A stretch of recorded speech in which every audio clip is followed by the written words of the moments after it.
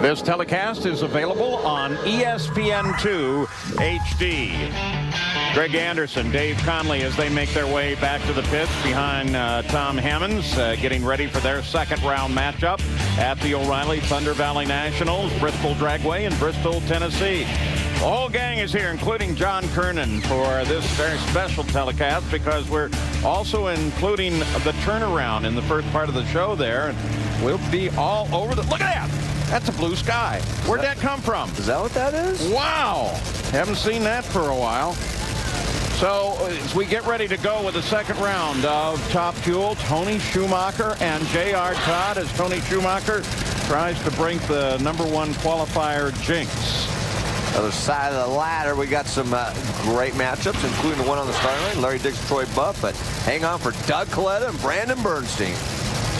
So Top Fuel, the engines are fired. Larry Dixon, that great onboard camera shot. And on the other side, Troy Buff. You saw Bill Miller, the owner and the key mogul on this car, warming his hands on the flamethrower a little bit earlier. And he looks across to see whether or not they're ready on Larry Dixon's side. Donnie Bender running that car. And they say they are, in fact, ready. And so we are ready to begin the second round of competition. And we begin with Top Fuel.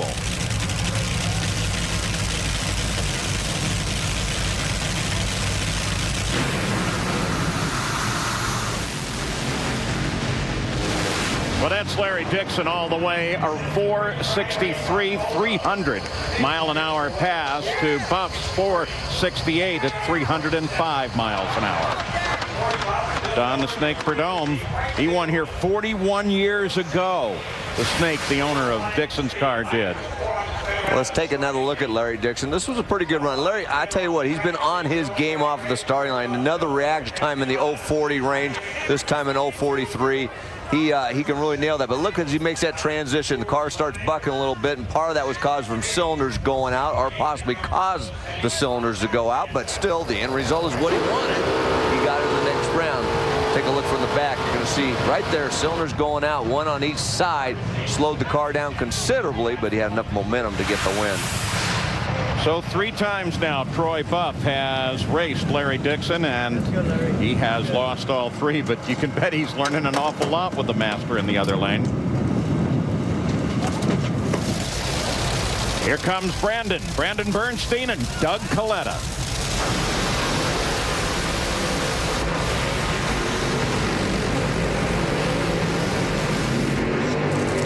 And how's the turnaround going in funny car for Ron Capps as he gets ready for Mike Neff? They're ready to start warm it up. And Paul, they have fired it up, as you can hear in the background. Eddie Ace McCullough talking things over with the 2 guys pointing.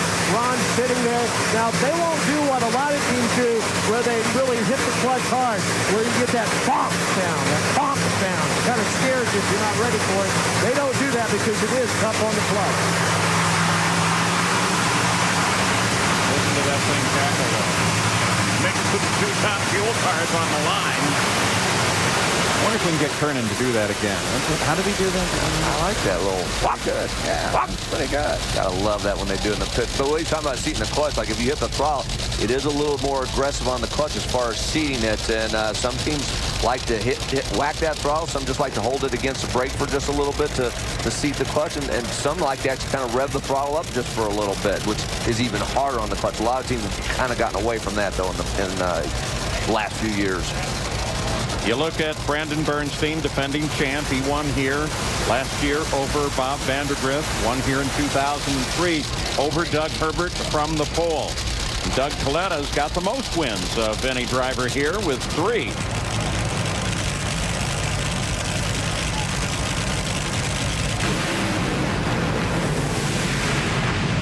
Doug got a cylinder out again.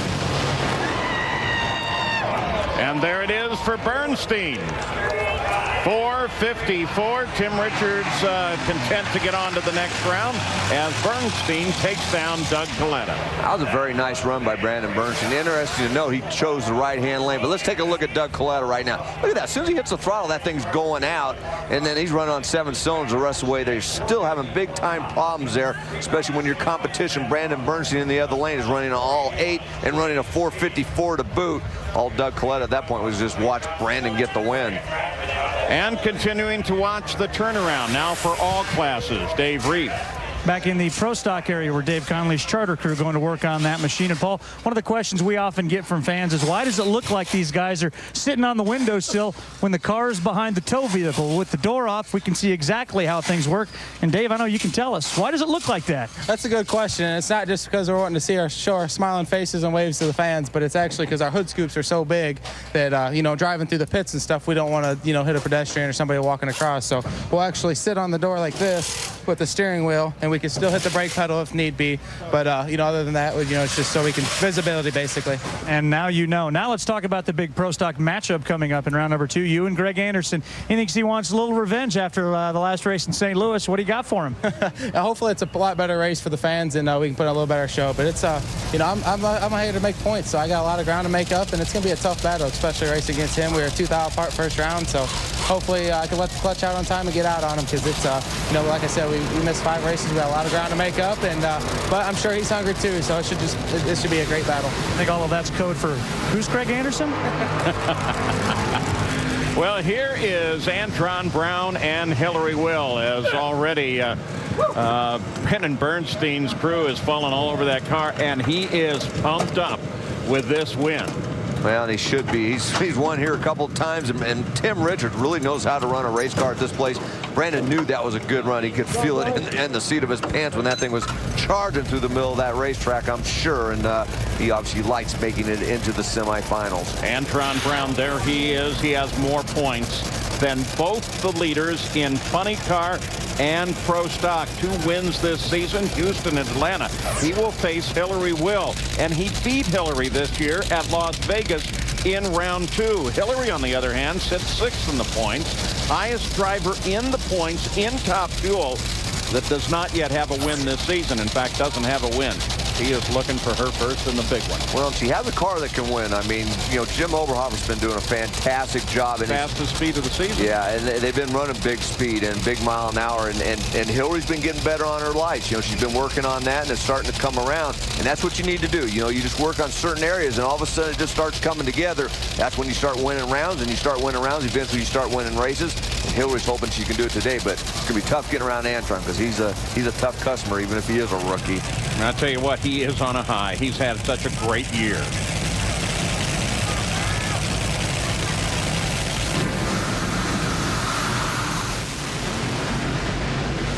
Whoa! Where was Antron going? Front end washed a little in both directions. Hillary Will runs a 4:54 at 319 miles an hour and takes the win, moves on.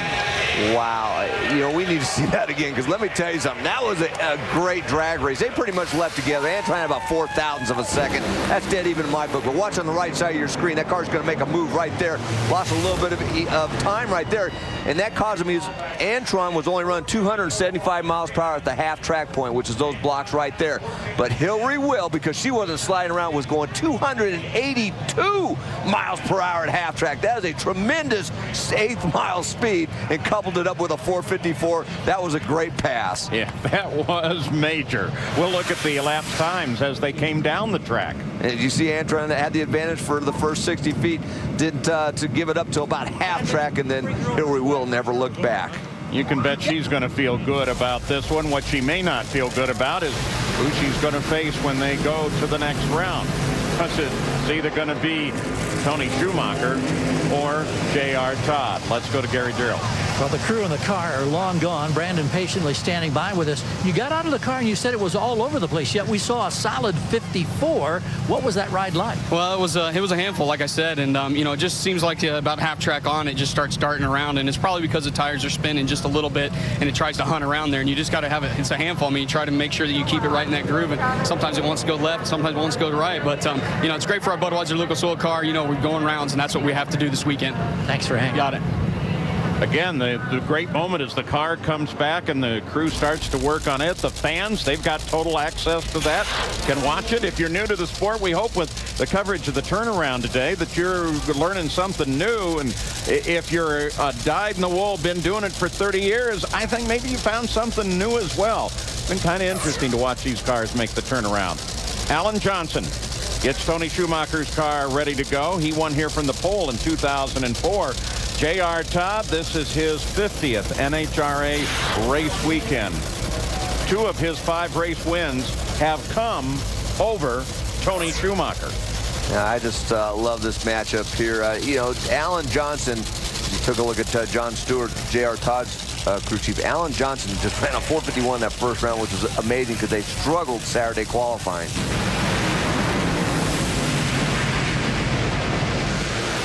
Oh, that was a good one, too, but it was Schumacher that ended up pulling away at the finish. A 451, 321 to a losing 455 at 330 miles an hour for J.R. Todd. That was another great drag race. Give credit to J.R. Todd, John Stewart, and the whole team. Gave him a great race car. J.R. had a slight advantage off of the starting line, but that Army car charging through the middle. They went 279 miles per hour at the 8th mile. Not as fast as Hillary Will, but still awfully fast. Let's take a look at J.R. going into the stage, and you see him working the brake with his right hand there. Foot's off pedal, boom. Let's go to the brake, and he launches. And there's a margin of victory at the finish line, about half a car length at the stripe. So let's go back to the top end. Gary Gerald has Hillary Will. And if memory serves correctly, this will be the 3rd opportunity for you to face up against Tony Schumacher here in side-by-side runs. That's coming up in the semifinals. What do you got for him?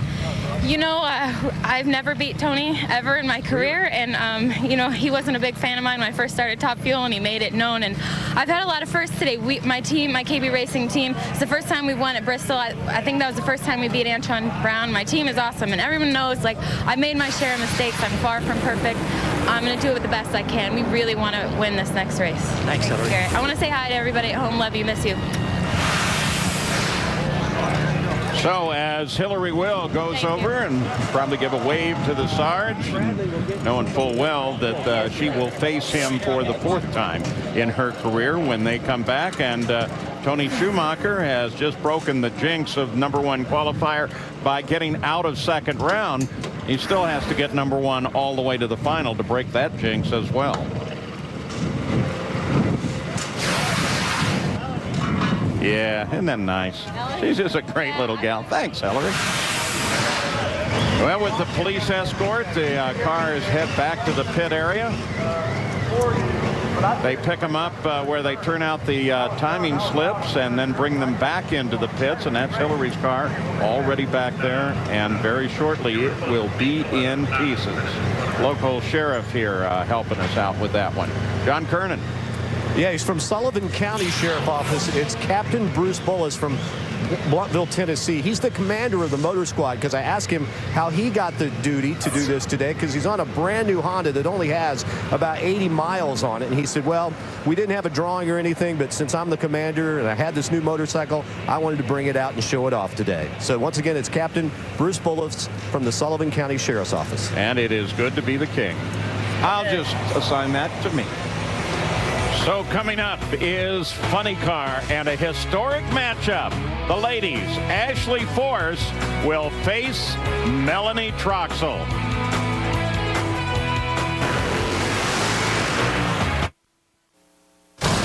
There's some blue sky up overhead at the O'Reilly Thunder Valley Nationals, Bristol Dragway, and boy, that is a welcome sight considering the long periods of rain that we ran through earlier. Here comes Funny Car. Jim Head, and there is Cruz Pedregon. He lost in the semis at St. Louis to Tim Wilkerson, his best race since the Winter Nationals. And how they came into this round of Funny Car, well, there's the way it is. Other side of the ladder, that big matchup coming up between Ashley Force and Melanie Troxel. A historic matchup. Never had women face one another in Funny Car.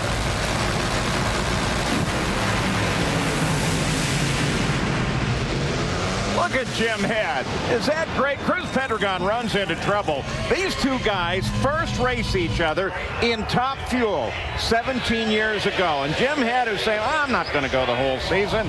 And yet he keeps laying down good runs and, more importantly, wins. He's had an excellent race car all week and qualifying through now. Take another look at it. Jim Head got the advantage off the starting line by about 0.03 of a second. You saw Cruz get into problems, have to backpedal early in the run, and then it looked like something maybe let go just shortly after that, handing Jim Head the win. And Jim Head went to back-to-back semis at both Phoenix and Gainesville this year. Here we go. Melanie Troxel, Ashley Force. First all-woman nitro matchup in funny car.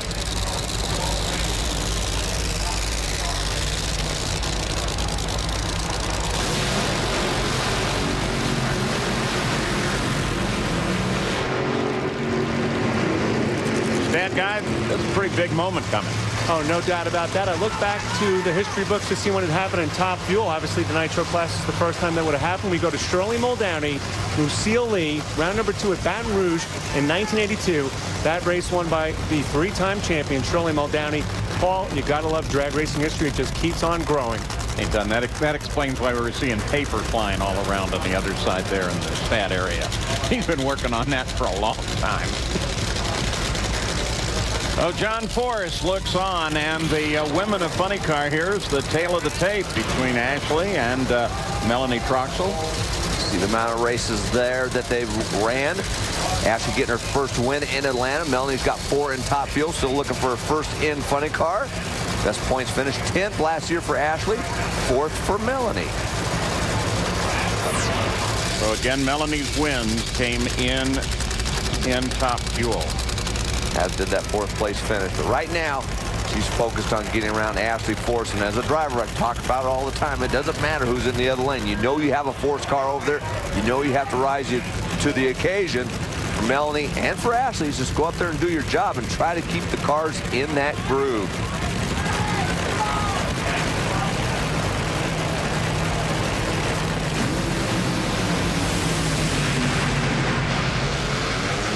Oh, man, Melanie Troxel. Wow, what a run that was, though. Melanie Troxel runs a 482, 321 to a 486, 314. You see Mike Ashley, the car owner, celebrate. Yeah. Go ahead and go to 6.5 in the car.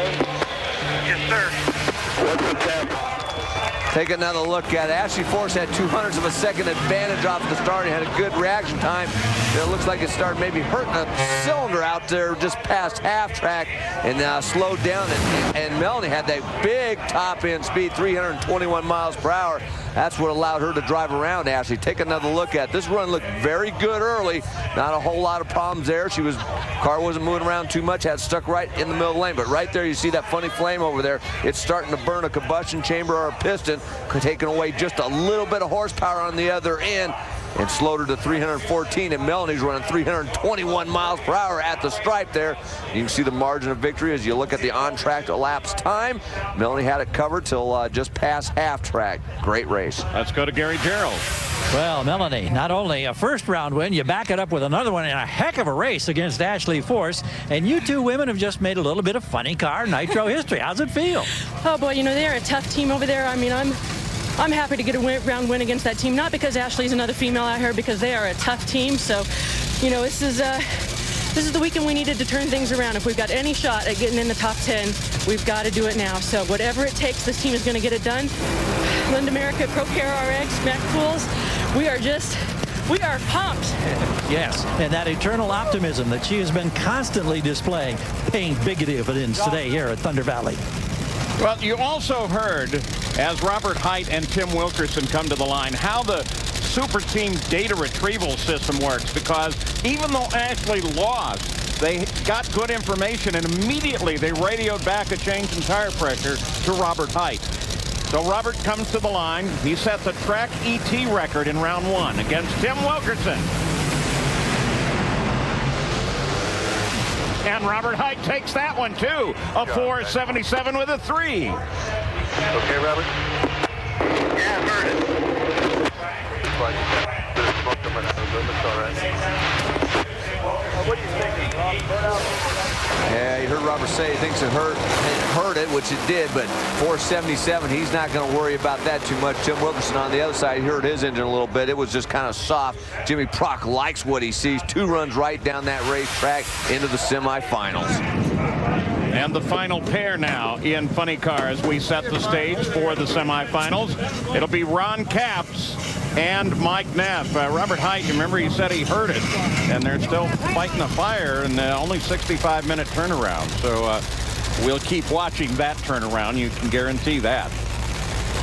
I like this matchup right now. Ed McCullough's got to feel comfortable about his race car. John Midland knows he has a good race car, and there's a good racetrack out there right now. They're both going to see what happens.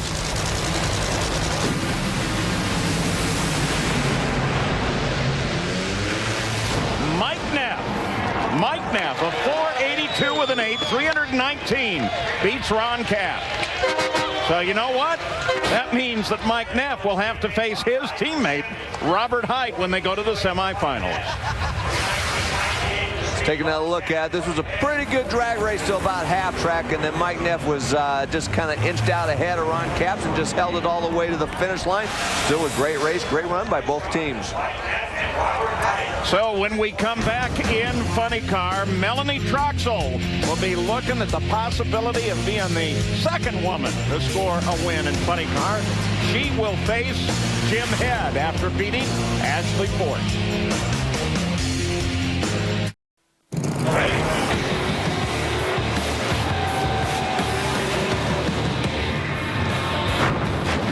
Welcome back to Thunder Valley. We're still watching the clouds, hoping everything stays away. Bristol Dragway, Bristol, Tennessee, the NHRA Powerade Drag Racing Series, and here comes Pro Stock.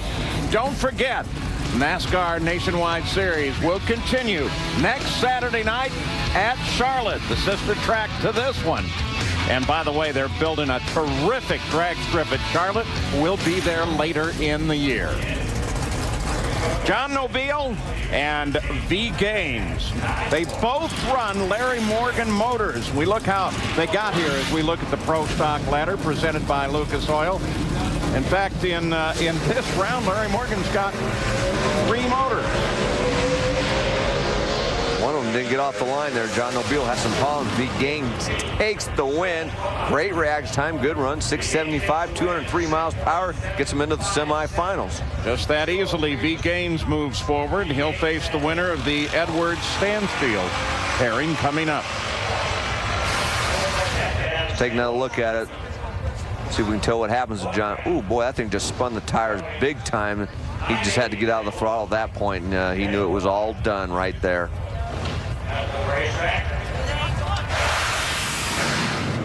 And as V. Gaines begins to unstrap, here comes Mike Neff's Old Spice car back to his pit. He will face his teammate, Robert Height, and you can bet that Ashley Force and John Force's crew will kind of split up and help these 2 cars as well. At the line, Johnny Gray and Ron Krischer. For Johnny Gray, the last time he raced here was in 2003, but he was driving a funny car. There's Ron Krischer. Boy, he has really come on this season. And a red light for Johnny Gray.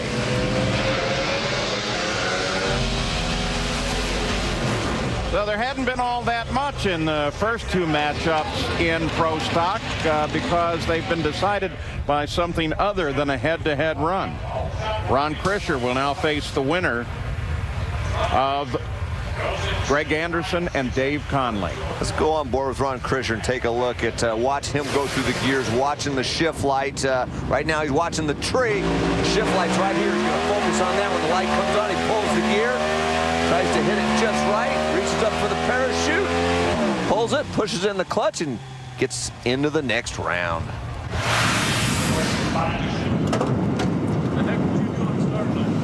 Well, as Ron Krischer gets out of the car, just north of us is this line of clouds and a storm front move in, and we hope it misses us. You can see, look in this direction, the sky is clear, and the weather has been generally moving from west across to east as it normally does, the prevailing, and hopefully that will keep that storm away. Greg Anderson, his 500th round of racing, and he will face Dave Conley. This is a rematch of the semis at St. Louis as Conley tries to start late and yet move into the top 10 for the countdown.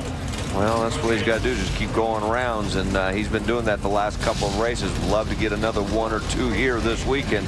Right now he's got to get around Craig to be able to do that. Oh, red light. Look at that, a red light for Greg. By 6/1000ths of a second. So Dave Conley on the red light. Good job, buddy. Turn the red beacon on there for us. Turn the red beacon on there for us. Gotta love Tommy up, man. He tells it like it is, and that's a great job. Bit of a surprise, but you heard Greg talk about it. You cannot ever take Dave Conley lightly, and Dave was probably a little bit tardy off of the line as compared to what he usually is. So Greg's gonna go back there and probably look at the numbers and say, "Dang, I gave one away." Yeah, and that, in fact, was Greg's first red light of the year. Mike Edwards and Greg Stanfield. Winner of this will face V. Gaines. And look at these reaction times for Mike Edwards and when he won in Atlanta. The last two there was 008, 009. Like I said, he's had 2 perfect lights in back-to-back races this year, and he had a 009 in the first round. That's less than 1/100th of a second after that light turns green. He is gone, and I mean, I'll tell you, that is pretty amazing. He's been doing a heck of a job here lately.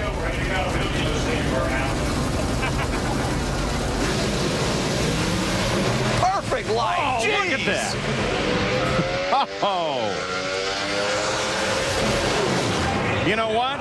Greg Stanfield, despite the perfect light by Edwards, takes the win. He runs a 6:75, 203.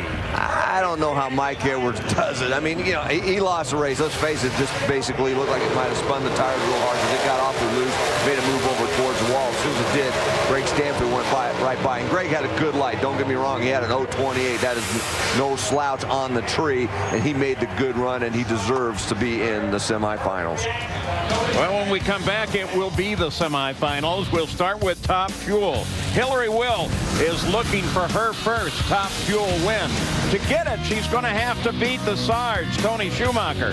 But he's going to have to break that jinx of the #1 qualifier not winning.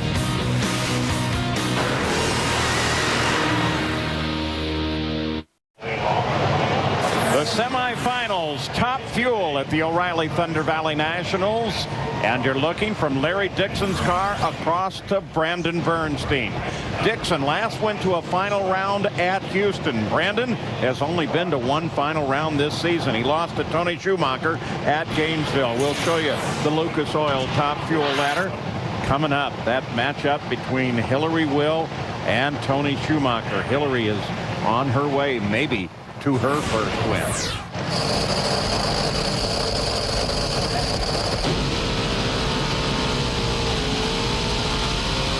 Dixon pulls away, and Dixon runs a 4:55 with a 5:317 to a losing 4:60, 3:22 for Brandon Bernstein.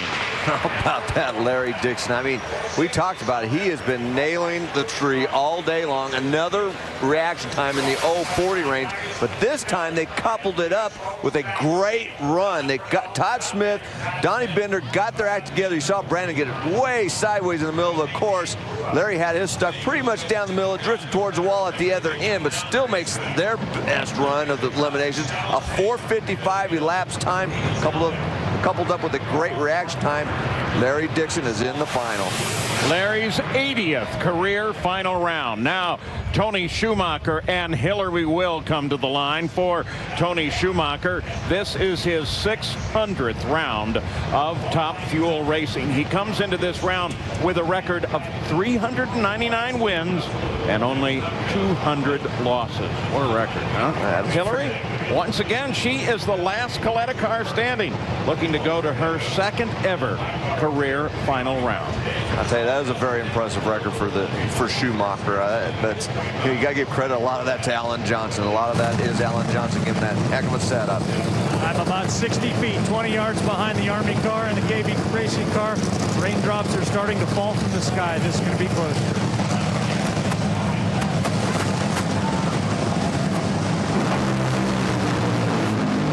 Oh, and Hillary has to jump back out of it. Tony Schumacher goes to the final. Low elapsed time of the race, a 4:50 at 329 miles an hour for Schumacher. Wow. That is stout. I mean, this car's been unbelievable all day. A 451, 451, and then a 450. We said it today on race day. I mean, Alan Johnson, they struggled yesterday in qualifying, did not get down the racetrack, even though they were your #1 qualifier. We also said we've seen that in the past. Alan will try some things and then get it all together on race day and make 4 runs that just breaks their back. Well, so far he's got 3 of them. So the finals matchup for Top Fuel. Going to be a matchup. Larry Dixon and Tony Schumacher. And with that really stout run, Tony Schumacher has the lane choice. Coming up, it's going to be a battle in funny car between Mike Neff and his teammate Robert Height. Which one of these guys will get into the finals? The other side of that matchup will be Jim Head and Melanie Croxall.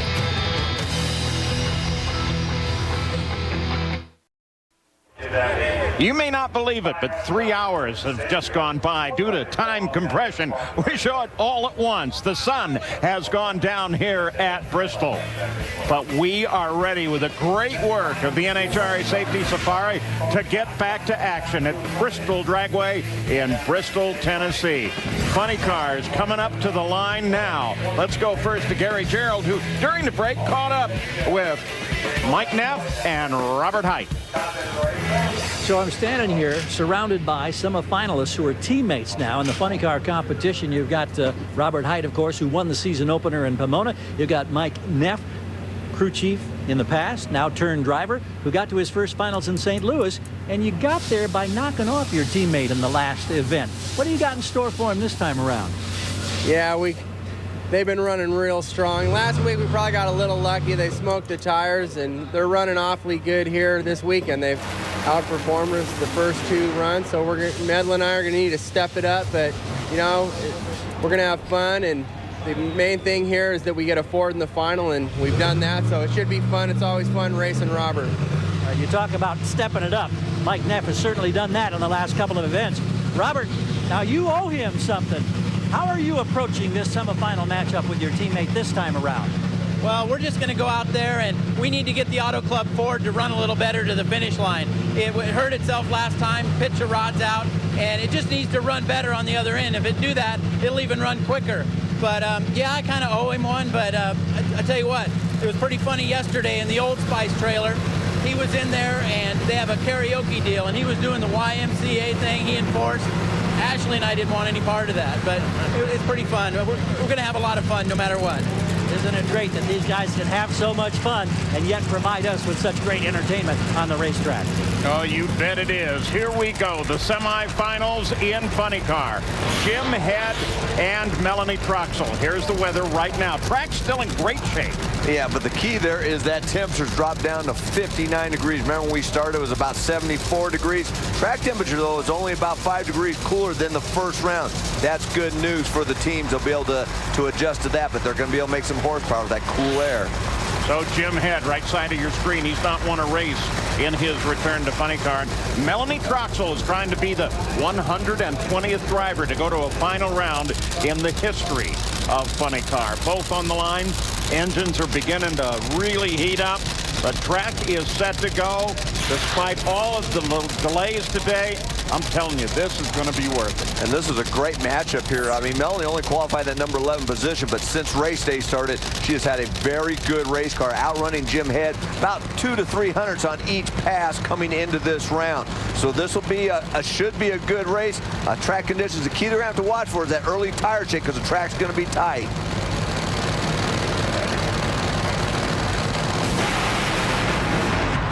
And they both go away.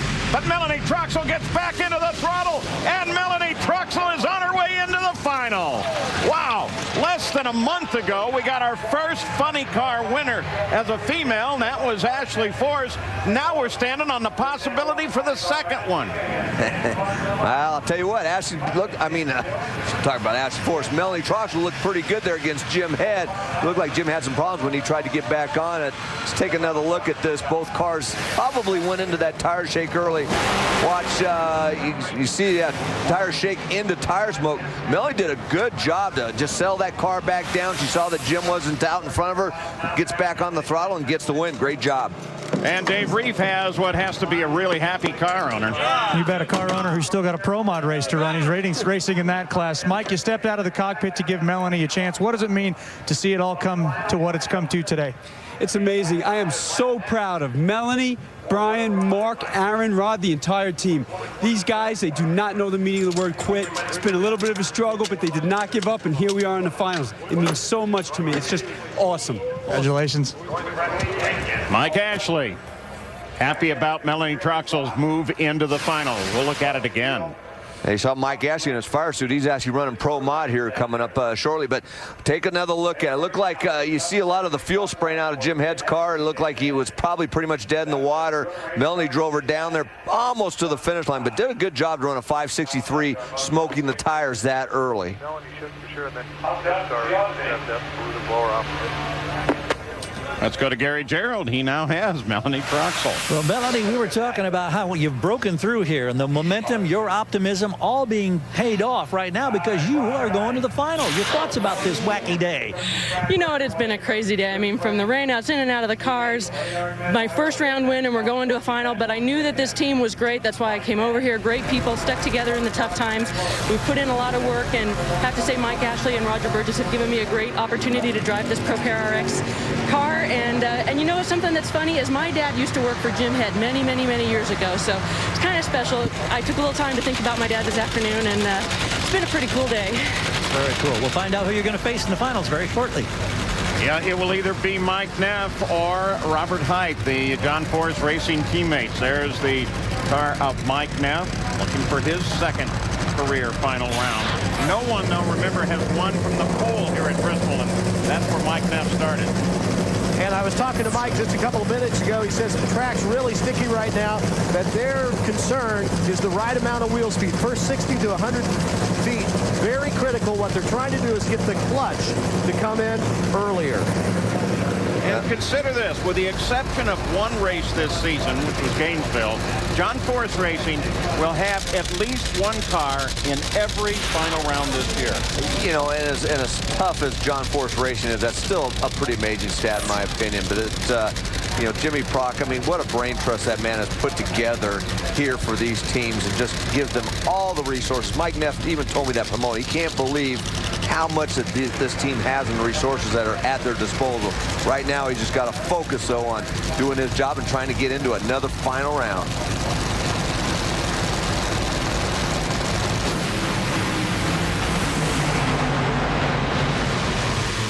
Look at Mike Neff, drifts towards the wall. Way to go. You okay down there? Yeah. Wow. Both those guys were driving them things on the other end. I thought it was going to be pretty good once they got past that shake zone. I figured they'd be stuck down there. But, boy, they were having to drive it, and both drivers had to shut off early. But I tell you, Mike Neff did a great job running that 481, shutting off early at only 289 miles per hour. And Dave Reef is back at the line with John Force. And John, it certainly hasn't been the best of years for you, but stand back and realize that you've had a John Force race car in every final this year with the exception of Gainesville. What does that mean? You mean I'm doing that bad? No, the rest of your team's doing pretty good, though. I'm having a ball. You look there, Mike Neff got a new sponsor with Old Spice and that Mustang, and he went right down there A to B. Robert, over there in AAA, he was using up a lot of racetrack. I mean, a lot of racetrack. Looked like a NASCAR race. And it's like he's over to the right. He's shooting flares out both sides. I thought Robert had him covered there for a minute, but they won. We'll get to the final, see what happens. For a preview on that funny car final, here's Stat Guy.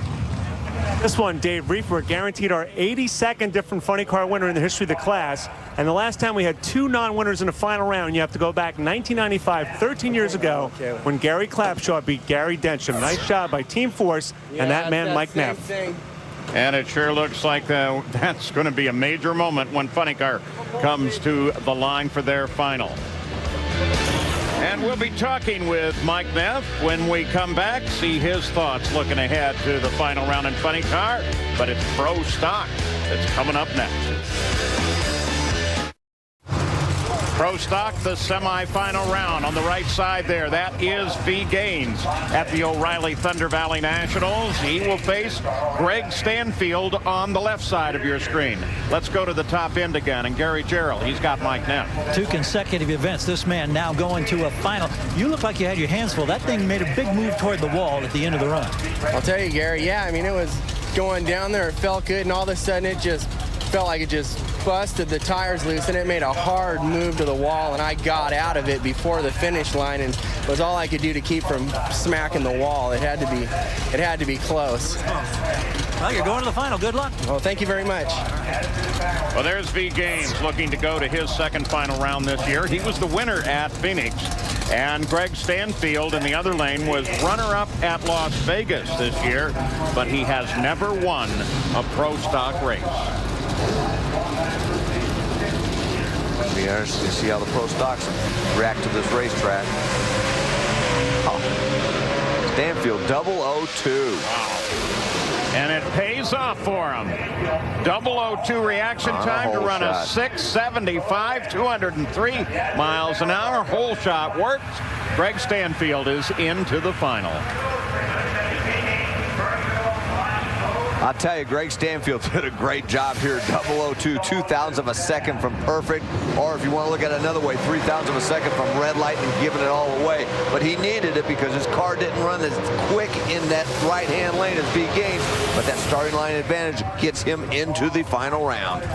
Well, despite all the rain, they have filled the 33 positions for the 92nd running of the Indianapolis 500, and coverage comes on ABC, the Indy 500, 92nd running. The telecast presented by GoDaddy.com, Sunday on ABC, starting at noon.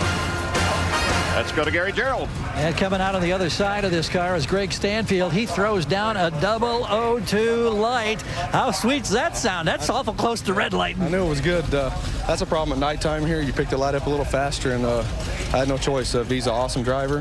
Just had to do what I had to do to get the win. I'm excited. I want to say happy birthday to Donna back home, and congratulations to my daughter Kimmy for graduating last night. We're pumped up. All right, by the way, whole shot win, 75 to his 74. Let's go to John Kernan. And Dave Conley talking to him just a few moments ago in the right lane. He's very concerned. He told me it looks like it's very bald down the groove in the right lane. He says they made some adjustments, and hopefully it's going to work for him. Both these cars have Cagnazzi power and Todd Viva's chassis. Ron Krischer and Dave Conley.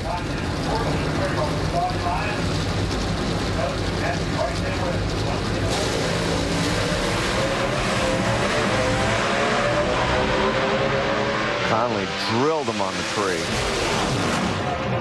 And Conley takes the win with the whole shot, 675 with a 6, 203 miles an hour. So it will be Dave Conley just marching forward, trying to get into that top 10 despite his late start.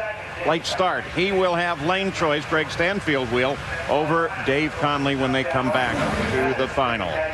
So we have the stage set now. Despite all the time it's taken us, it's going to be Larry Dixon, and he will face Tony Schumacher in the Top Fuel final. And in Funny Car, Mike Neff. He's going to a final once again. And Melanie Troxel is going to her first in Funny Car.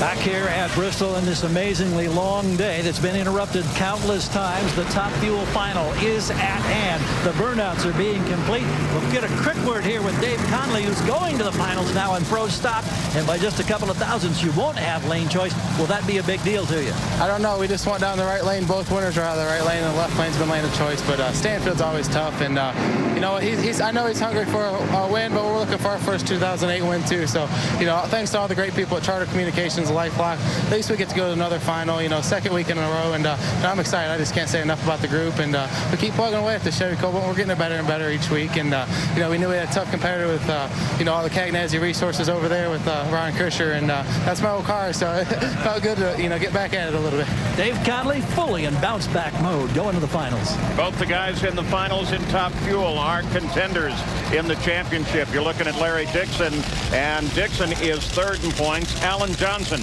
directing Tony Schumacher, currently first in the points as he brings his machine back. Tony is trying to become the first driver to win from the pole in Top Fuel this season. And Paul talking with Larry Dixon this weekend, because there were only 16 dragsters here, they didn't have to worry about a qualifying spot. They used qualifying as a test session, 4 sessions, to check out things they were doing with the engine to improve the power curve. I asked him if it worked. He said, hey, we're in the finals. What do you think? Big concern for Alan Johnson, the same thing John Kernan talked about in funny car. It's wheel speed. You got to find the fine balance on a very tight racetrack between slipping the tire and slipping the clutch. Don't slip the tire enough, it'll eat through the clutch and crush your tune-up.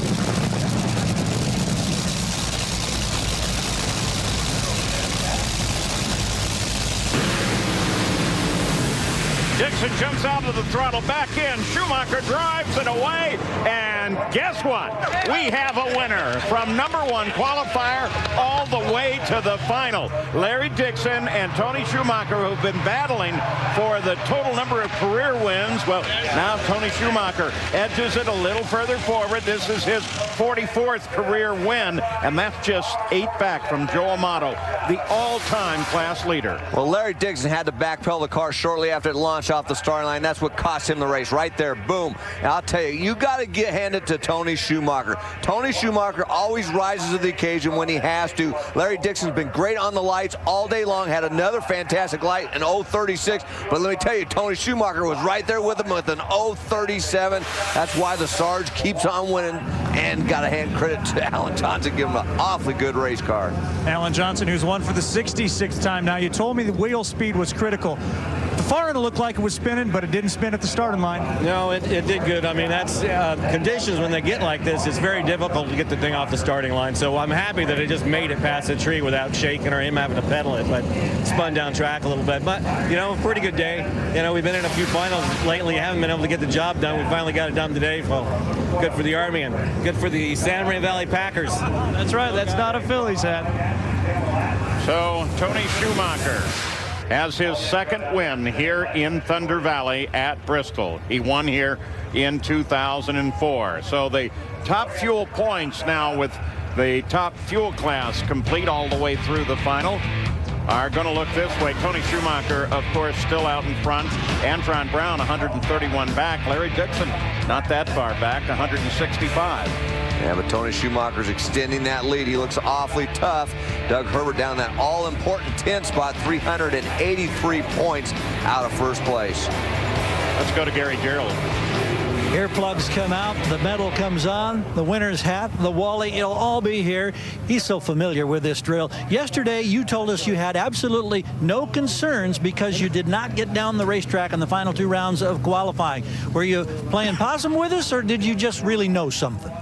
No, you know, I mean, we went out, we ran a 50 qualifying, we ran a 53 qualifying, and Alan Johnson, you know, before each of the runs yesterday, the cars would go out and they'd run 60s. And I'd look at Alan and I'd say, hey, man, we're not trying to run a 60-yard. And he'd go, of course not, man. So he was going for it. Salute the troops, man. U.S. Army, you can't beat that. To have a paint job, come out and give something back, something special, you know, for the soldiers that are over there doing the job right now, which is tough. That one's for you, man. That is Army as strong as it gets.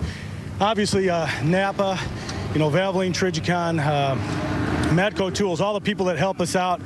But the weather here, man, and the fans that stuck up in the stands, and there weren't that many of them, but through all the weather we had and the changing conditions, my beautiful family back at home, Kira, my wife, my kids, I told my sons I was going to bring this trophy home, man, and I'm going to do it.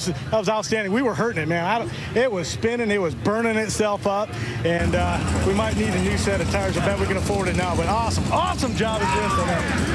For the last 2 years, it's taken 18 events for a #1 qualifier on Top Fuel to win a Wally. The Sarge has done it in event number 8.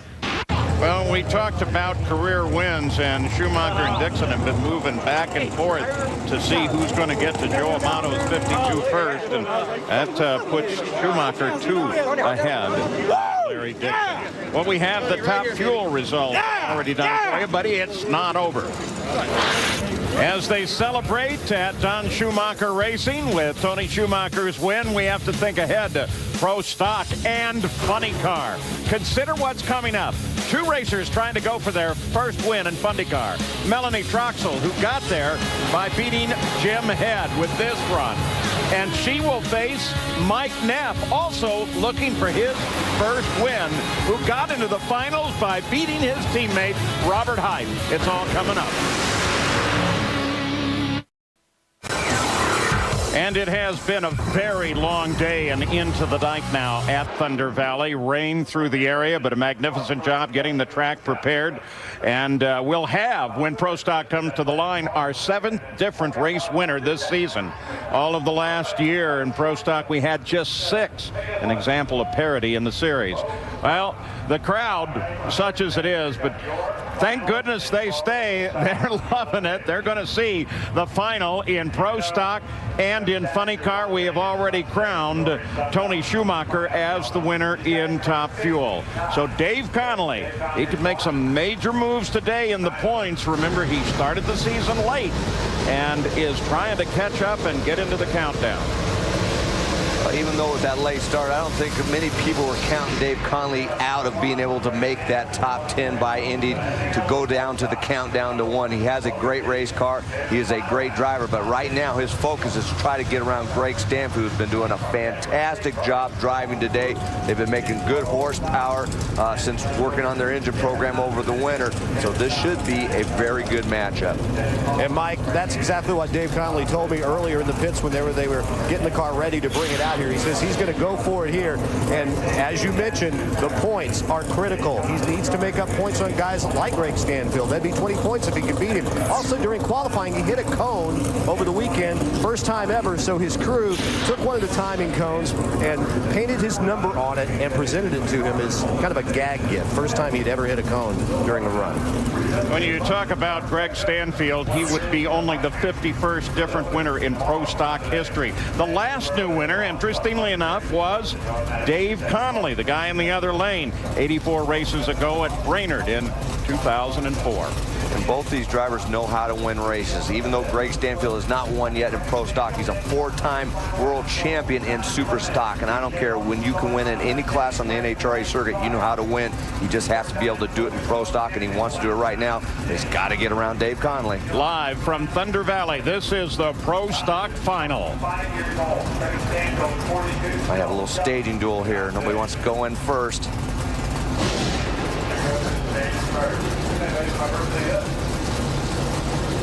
Rick Stewart, the starter.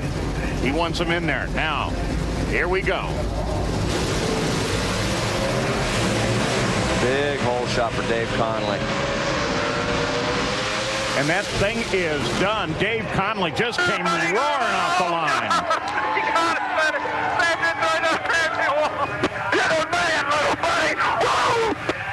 And he does it on a hole shot. A 0-1-4 off the line for Dave Connolly, and he converts that into a win, running a 673 at 204 miles an hour. And Dave Reef is with the car owner, Victor Cagnazzi. Taking some congratulatory slaps on the back from everybody on this Charter Communications team. Victor, you guys had to work so hard to get Dave Connolly back here. He made up a lot of points today. How satisfying after all the work that you put in? It's satisfying for the whole team. I mean, for everybody at Charter Communications and LifeLock. In fact, I'm sure Dave's standing up there right now telling everybody, I just won Bristol and my social security number is whatever it is. So we're really happy, and Tommy did a great job, and the whole crew really got up on it, got it done. You got to see it live right here on ESPN2, Gary. Well, here comes Dave Connolly with a whole shot victory, career win number 18, but scraping off the rust after the late start to this season. What was your timetable to get back to victory lane and to hold the wall? As soon as we got back out there, I knew this team could do it. I have all the faith. Tommy, John, same crew from last year. You know, them guys do a great job. Thanks to Charter Communication.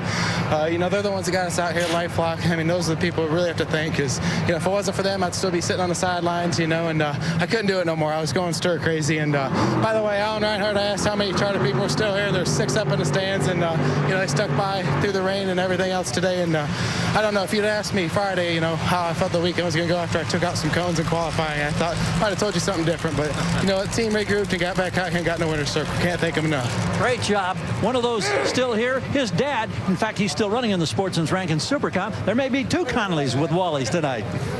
And for Dave Connolly, that's an important win for another reason. It moves him from 18th up to 14th in the points as he continues to try and surge forward. There is Mike Neff, his 2nd career final round. He faces Melanie Troxel. And geez, Mike, it seems like just 3 weeks ago that our first woman won in funny car.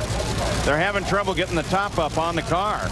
Oh, boy, this could be a problem because I think they got to lift the top up to be able to activate some of the systems on the car. If they can't do that, the car's not going to be able to go out there and make a very good run. Oh, it's panic time around Mike Neff's car. You're watching live. Robert Heitz trying to help. Now he says, maybe you can get it up. Try. Saying we got to go. Oh.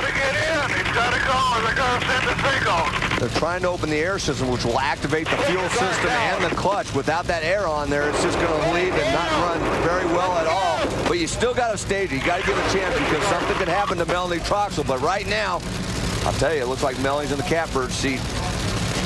So Mike Neff with his problems. John Medlem brings him forward. Is that car ready to launch? Melanie certainly is. There's a lot of question marks in that right lane. Tommy Johnson Jr. looks on.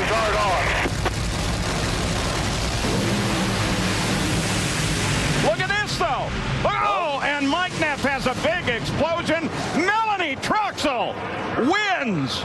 She wins for the first time in funny car, becoming the 2nd woman to do so, and all that has happened in less than a month. Wow, you talk about drama. It doesn't get any more drama than that. It's right on the starting line. You saw Mike Neff, the car. Now what happened was they couldn't get the air on. They turned the air on after the burnout to activate the clutch and the fuel system. So what happened, the car has enough fuel to launch off the starting line, has enough clutch, but then once it gets out there, the fuel curve is off, the clutch curve is off, and you saw the end result of that. And he was actually ahead at that point. It looked like Melanie had to backpedal maybe, but she did a great job to get her first win. Her first round win she gets today, and then she takes it all the way to the win. What a fantastic job. So Melanie Troxel takes the win when Mike Neff stumbles at the starting line. They have mechanical problems. Here's the run. Take another look at it. You're going to see Melanie right there. Backpedals, gets back on. She felt the tire shaking, and right at that point, Mike Neff was pulling away, but it wasn't applying the clutch. It wasn't putting enough fuel into the engine, and you saw the end result of that. That was a direct result of not being able to get that body up after the burnout and turn on the air to activate the systems. Let's go to Dave Reef. Well, Tommy, what took, 50-plus years to get a woman in the winner's circle? Now we've got 2. And with all the struggles you guys have gone through, what does it mean that one of you has found winner's circle? It means a good paycheck Sunday night. You know, I sat and watched her all day, and I saw the rain. I said, she's going to make me stay here all day, and she's going to win this thing. I'm going to have to hang out here all day. So it was tough, but it was great to see her win. You know, definitely happy for her. She's done a great job. Whole crew, Brian Karate, the whole team, and you know, they did a great job. And to see it come down to this, a long, drawn-out day, but keep your composure. I went over to her and just tried to give her some ideas about what she might expect on a track that's tight and it's night, and just you can do this, you can do that, you can do this. So, you know, it looked like she might have used it in the final. I told, just slap it. If you have to pedal it, just slap it. On a tight track, you can just slap the throttle. So it paid off. So hopefully she'll give me a little credit. You know what's really cool? You won a Top Fuel and Funny Car, and now has your wife as well, who's standing by with Gary. Well, Melanie, 4 times you accomplished this in Top Fuel. This is the first time that a woman has done it in Funny Car, and obviously your first time. Is the emotion any different? No, I mean, you know, with the way we struggled early this year, it makes it a little sweeter, but a win is a win, and they all feel just as good no matter what happens out there. I can't tell you how excited we are to go from no round wins in Funny Car at all to my first win is just incredible. I can't say enough about Mike Ashley, Roger Burgess, ProCar RX, Lind American Mac Tool. So many companies stand behind us, especially all of my guys standing behind me when we struggled earlier this year. Both of our teams, all of Mike Ashley's guys were helping all weekend long, all day long, trying to get our car turned around with all this crazy weather. So got a great group of guys over there. That's exactly why I came over to work here. And they've just arrived, and it's going to be party time here at the top end at Thunder Valley. The 14th woman in the history of Nitro Drag Racing, NHRA, to hold a Wally. And you see the smile, and you know what? That adds to her top fuel wins. That is remarkable. Funny car point. Tim Wilkerson still out in front. Ashley Ford still second, followed by Cruz. As we look down the remainder of the top 10 in Funny Car. That all-important 10th place, Del Worsham there at 214 behind, and Melanie Troxel in that number 15 position. She's 87 points out of that 10th spot. Now we go to Dave Reef. Back at the starting line with Brian Karate. And Brian, I think it's going to be a few days before that smile gets wiped off your face. Talk about this team's effort today, considering it's well after the hour of 10 p.m. It was a valiant effort on our part, especially after the first round, having to do 2 or 3 burnouts. I didn't know how the day was going to go, and I didn't think it was going to unfold like this. Being this late at night, I thought for sure we were going to rain out today and run tomorrow. But I'll take it any way I can get it. Well, congratulations to you. Also, if you look right next door, there's a Pro Mod car sitting there. That's the other co-owner, Mike Ashley. He's in the Pro Mod final, too, so there's still plenty for this team to cheer. So here is that run once again. Well, Mike Neff, that car was running awfully good early, but boy, when you can't activate the fuel system and the clutch system, it's only going to go about that far before you run into problems. And there, in fact, is Mike Ashley, the co-owner of Melanie Troxel's car, as he gets ready to go down the track, because there's still quite a bit of racing in sportsman categories yet to run here. Let's go to Gary Gerald. Mike Neff, tremendous drama up there. What was it like for you? Could you hear anything on the radio as the crew was trying so desperately to get you able to go?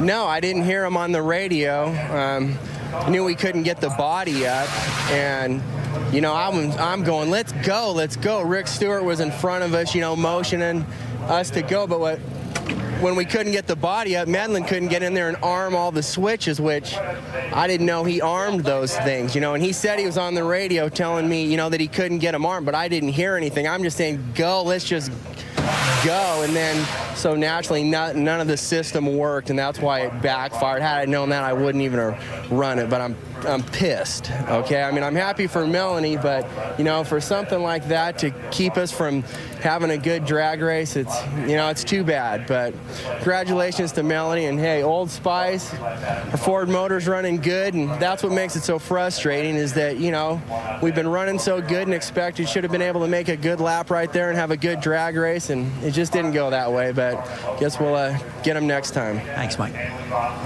Mike Neff is the runner-up. But let's go back and take a look at the pro stock points for you. After 8 of the 24 races, with Greg Anderson out in front. Look at Jason Line, the teammate, just 2 back. Bert Johnson just 16 back. Jag, even though he didn't run today, 31 back. Boy, it's tied up the top, isn't it? But the all-important 10th spot, Ron Krischer there, 234 points out of first. But Dave Conley with the win today, after only 3 races, moves up to within 83 points of that all-important 10th position. And so those are the pro stock point standings as you look at a very dark track now. And it's time for our casual mail winner's circle. There are the winners. Schumacher, Troxel, Dave Conley, Top Fuel, Funny Car, and Pro Stock. And you saw live quite a bit of history today in Thunder Valley, extending all the way to tonight. I'll tell you, we saw it all today. Excitement, drama, upsets, and, you know, Melanie Troxel gets her first round win and then goes on to win the whole race. Tremendous action here today. So you saw it, and you saw the end of it live, and we thank you so much for sticking around with us. Our next NHRA qualifying show, Saturday, May 31st, 5:30 in the evening. Up next, 2007 World Series of Poker presented by Milwaukee's Best Life. I'm Paul Page for Mike Dunn and all the gang. We'll see you in 2 weeks in Topeka.